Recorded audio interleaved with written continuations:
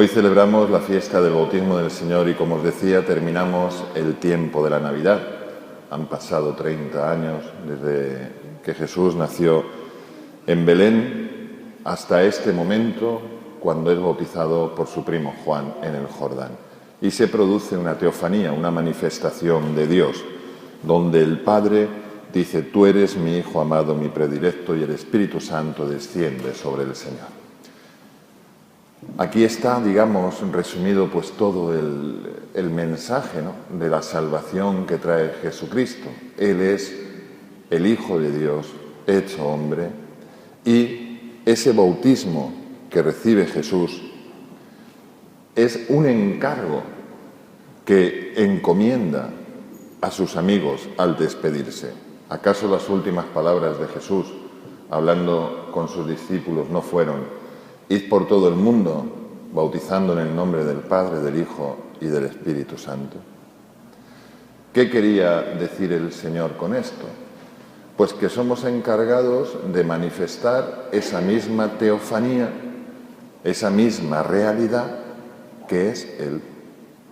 Jesucristo es el Hijo de Dios. Pero cada uno de nosotros somos también hijos de Dios. Esa es la novedad que trae Jesús. Nos revela que tenemos un Padre. Nos revela a la humanidad que Dios es Padre de cada uno de nosotros. Como diría algún autor, Padre y Madre de cada uno de nosotros. Por eso, al revisar nuestro bautismo hoy, que es el mismo bautismo que recibe Jesús, hemos de tomar conciencia de esta profunda realidad y que es la base de nuestra fe, que Dios es mi Padre. Pero aquí suele surgir un problema, que cuando nos dirigimos o pensamos en nuestra oración, en nuestra contemplación, que Dios es mi Padre, me queda como recurso humano el dirigirme a Él desde los sentimientos. Que Dios es mi Padre significa que me quiere mucho. No es eso solo. Vamos a hacer una reflexión sobre qué significa que yo sea hijo de Dios o que Dios es mi Padre. Vamos a ver. Ser padre no significa que sea Dios creador, que sea el Salvador, que me tenga cariño, que me ame. Lo incluye todo. Pero hay algo más.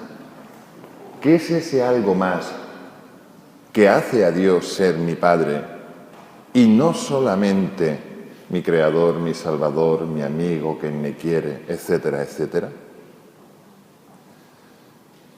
¿Qué es ser un padre? Vamos a ver, si nosotros fuésemos un escultor muy bueno, el mejor escultor de la historia de la humanidad, y realizásemos una escultura preciosa de un ser humano, llena de belleza, nunca podríamos decir a esa escultura que es hijo nuestro, ¿a que no? Sería una escultura muy bella, muy perfecta, muy hermosa, pero nunca podríamos decir de esa escultura que esa escultura es mi hijo. ¿Por qué? Porque le falta algo, le falta justo lo que es la paternidad. ¿Qué es ser padre de una persona? Es padre aquel que comunica su naturaleza.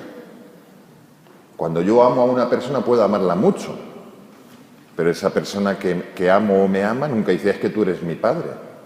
No. ¿Por qué? Porque el amor, lo que une, no significa que yo haya comunicado mi naturaleza y mi vida a esa persona. Por eso podemos decir que Dios es Padre y el Verbo es el Hijo. ¿Por qué? Porque el Padre al Hijo le ha comunicado todo lo que es. Todo lo que es el Padre se lo ha comunicado al Verbo en el Espíritu Santo. Y por eso decimos que el Padre es el Padre del Verbo.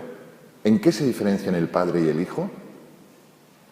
Muchas veces en la mentalidad humana se pone al Padre un poquito por arriba y al Hijo un poquito por debajo, ¿no? Porque dice, debe de ser así, ¿no? ¿En qué se diferencia Dios Padre de Dios Hijo? En nada. No se diferencian en nada. Solo que uno es Padre y otro es Hijo. Por eso en el credo decimos: Dios de luz, Dios de Dios, luz de luz. Dios verdadero de Dios verdadero. Pues esta realidad que tiene Dios Padre con el Verbo nos la ha comunicado a nosotros y nos ha transformado en hijos adoptivos. ¿Qué significa esto? Que recibimos la misma herencia del Verbo. Al decir que somos hijos de Dios o que Dios es nuestro Padre, estamos diciendo que lo mismo que tiene nuestro hermano mayor, Jesucristo, lo tenemos o lo somos nosotros. Por lo tanto, Dios a cada uno de nosotros no solo nos ha creado como seres humanos, sino que nos ha comunicado su misma naturaleza y su misma vida. ¿Qué es esto de la naturaleza divina? Hermanos, es algo que nos sobrecoge. Aquello que a Dios le hace ser Dios es lo que nos ha dado. Lo que a Dios le hace ser Dios, esa es su naturaleza divina, eso nos lo ha comunicado.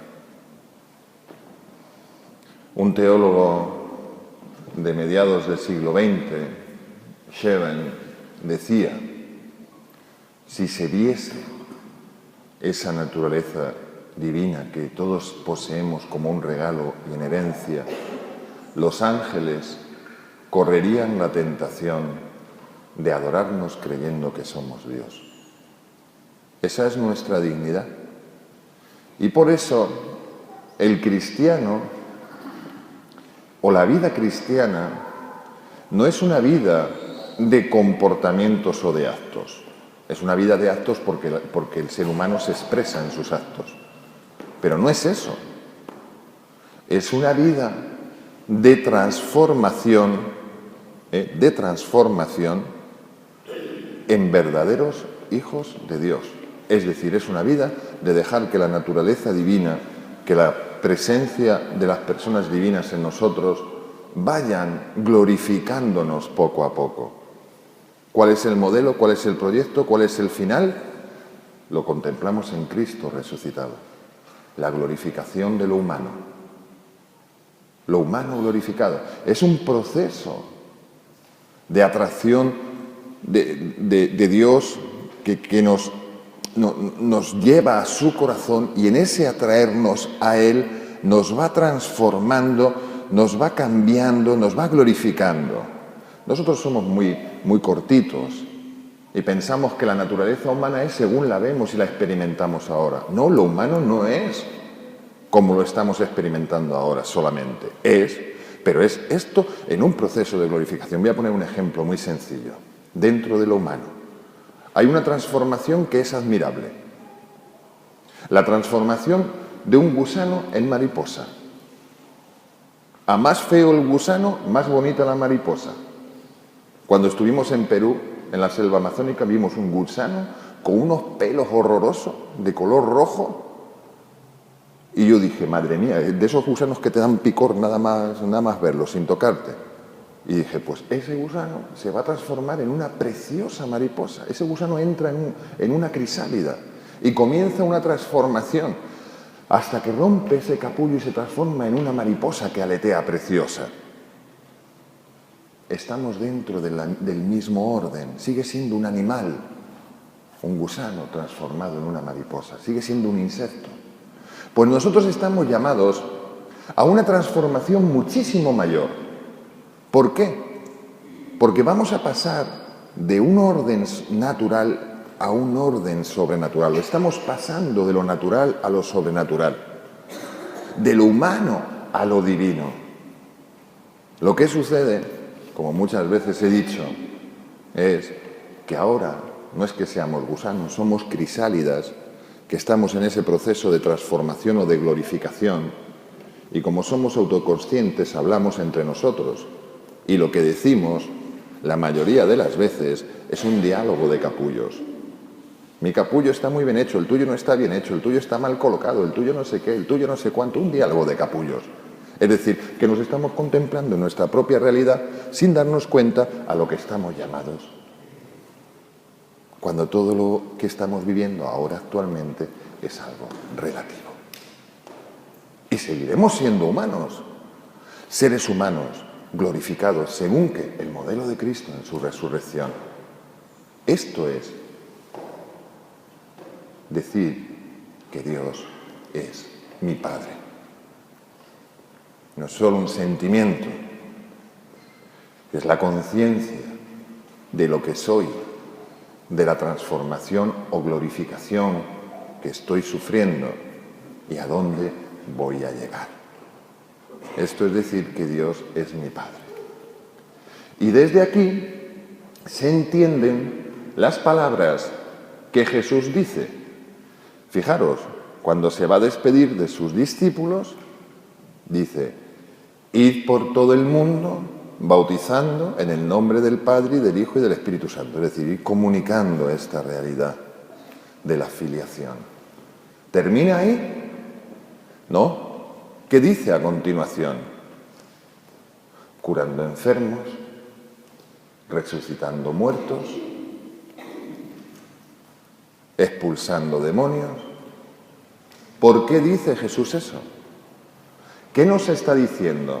¿Que tenemos que hacer obras que sobrepasan nuestras fuerzas humanas? Sí, ¿por qué? Porque nos está diciendo, mira lo que eres, mira lo que tú eres, que no eres solamente lo que ves o contemplas con tus sentidos humanos. Eres un hijo de Dios, revestido de lo divino, y por lo tanto puedes realizar las obras de Dios. Y por eso Jesús dijo, obras mayores que las que yo he hecho, contemplaréis. Esta es nuestra misión realmente, dejar que esa naturaleza divina, que todo lo divino que hay en nosotros, que ha sido dado en herencia y como un don, se desarrolle. Pues vamos a pedirle al Señor con mucho gozo, ¿no?, que terminemos la Navidad pues con esta conciencia, ¿no?, de haber sido revestidos de lo alto. Para eso se encarnó el Hijo de Dios. En eso consiste la salvación. Salvarnos del mal, salvarnos del pecado y salvarnos de nosotros mismos, de esa mirada que tenemos que siempre reduce nuestro ser y se apropia de los dones de Dios. Pues vamos a cogerlo como un gran don.